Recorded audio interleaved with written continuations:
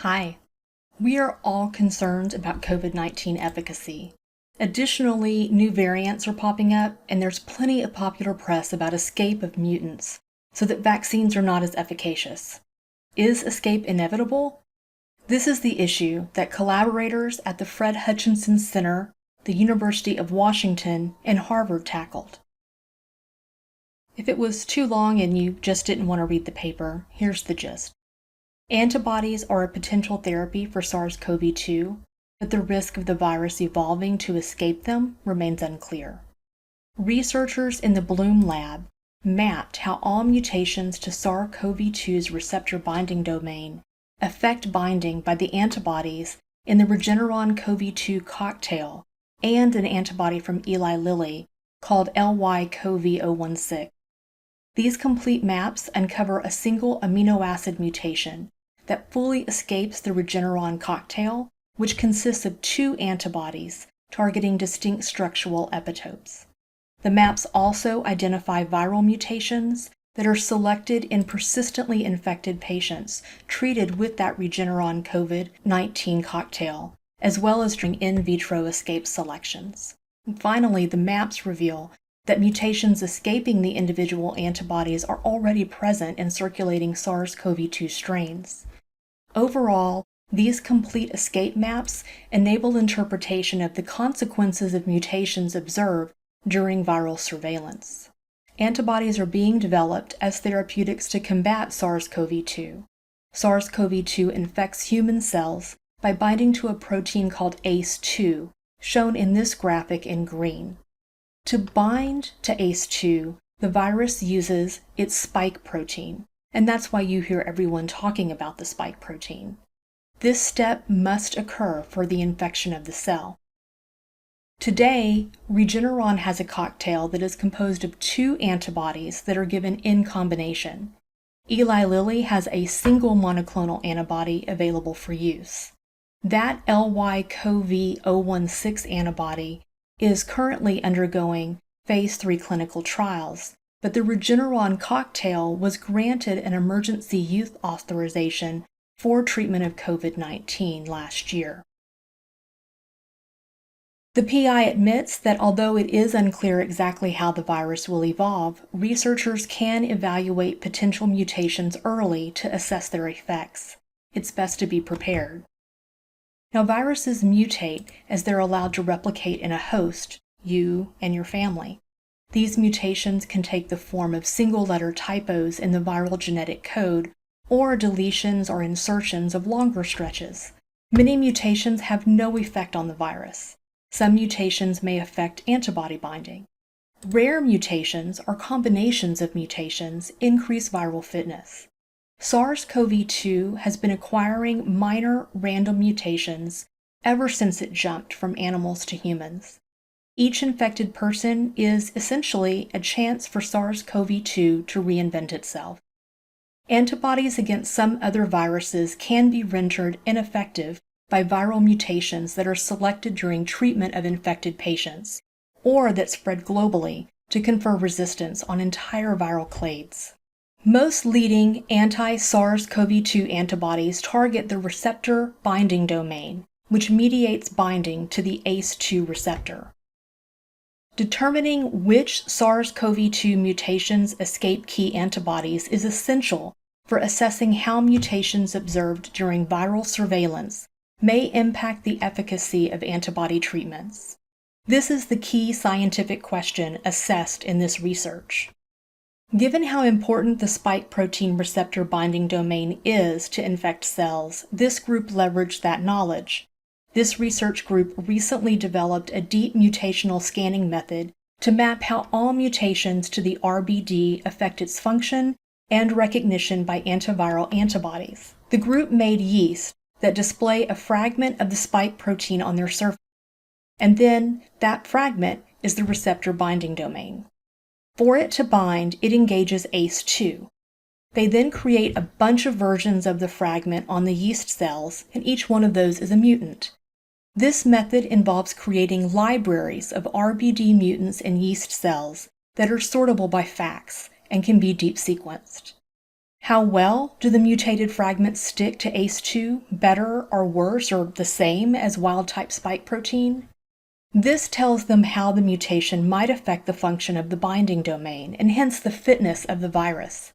The team quantified how each mutation affected RBD folding and ACE2 affinity, as well as antibody binding. The team used the mutant libraries that contained over 3,800 possible amino acid mutations. The libraries were made in the context of the RBD from the early isolate Wuhan Hu1, which still represents the most common RBD sequence, although several mutants are currently increasing in frequency. They mapped all mutations to SARS-CoV-2 receptor binding domain that escape binding by recombinant forms of antibodies in the Regeneron cocktail and the Eli Lilly antibody. This was useful because some of the predicted mutations are now appearing in new viral lineages. Researchers mapped how the 2,034 mutations that do not strongly disrupt RBD folding and ACE binding affected binding by recombinant forms of the two antibodies in Regeneron's cocktail. We'll call them 933 and 987, as well as Eli Lilly's antibody 16. Now, some mutants do lose ACE2 affinity. Antibody 933 and 987 are escaped by largely non-overlapping sets of mutations in the receptor binding domain's receptor binding motif, consistent with structural work, showing that these antibodies target distinct epitopes in this motif. Sites of strong escape, seen as purple underlines, are shown in the logo plots on the left. The height of each letter is proportional to how strongly that amino acid mutation mediates escape. One mutant, E406W, strongly escapes the cocktail of both antibodies. That's one to look at closely. The escape map for the Eli Lilly antibody 16 also reveals escape mutations at a number of different sites in the RBD. Many come at little or no cost to these functional properties, according to prior deep mutational scanning measurements using yeast-displayed RBD. The color gradient indicates a loss of ACE2 affinity. To validate the antigenic effects of key mutations, neutralization assays using spike pseudotyped lentiviral particles were conducted. There was concordance between the antibody binding escape maps and neutralization assays. As expected from the maps of the Regeneron cocktail, a mutation at site 486 escaped neutralization only by 933, whereas mutations at sites 439 and 444 escaped neutralization only by 987, and so none of these mutations escaped the cocktail. But E406W escaped both individual Regeneron antibodies, and thus also strongly escaped the cocktail. Structural analyses and viral escape selections led Regeneron to posit that no single amino acid mutation could escape both antibodies in the cocktail, but these data identify E406W as a cocktail escape mutation. Importantly, E406W impacts the Regeneron CoV-2 antibodies in a relatively specific way and does not grossly perturb the function of the RBD, since it only mildly reduces neutralization by the Eli Lilly antibody 16. To explore if the escape maps were consistent with how the virus evolved under antibody selection, they examined data from Regeneron's viral escape selection experiment, in which spike-expressing VSV was grown in cell culture in the presence of 933, 987, or the cocktail. That work identified 5 escape mutations from 933, 2 from 987, and none from the cocktail. All 7 were prominent in the escape maps, while as a single nucleotide change to the wild-type codon in the Wuhan Hu1 RBD sequence. This demonstrated concordance between the escape maps and viral evolution under antibody pressure in cell culture. Notably, E406W was not accessible by a single nucleotide change, which may explain why it was not identified by the Regeneron cocktail selections, despite being relatively well tolerated for RBD folding and ACE2 affinity. To determine if the escape maps could inform analysis of viral evolution in infected humans, researchers examined deep sequencing data from a persistently infected, immunocompromised patient. This patient was treated with the Regeneron COVID cocktail at day 145 after diagnosis with COVID-19. The late timing of treatment allowed ample time for the patient's viral population to accumulate genetic diversity, some of which could have been driven by immune pressure, since the patient mounted a weak autologous neutralizing antibody response prior to treatment with the Regeneron cocktail. Administration of the cocktail was followed by rapid changes in the frequencies of 5 amino acid mutations in the RBD, which are shown in this figure. 3 mutations escaped 933 and 1 escaped 987.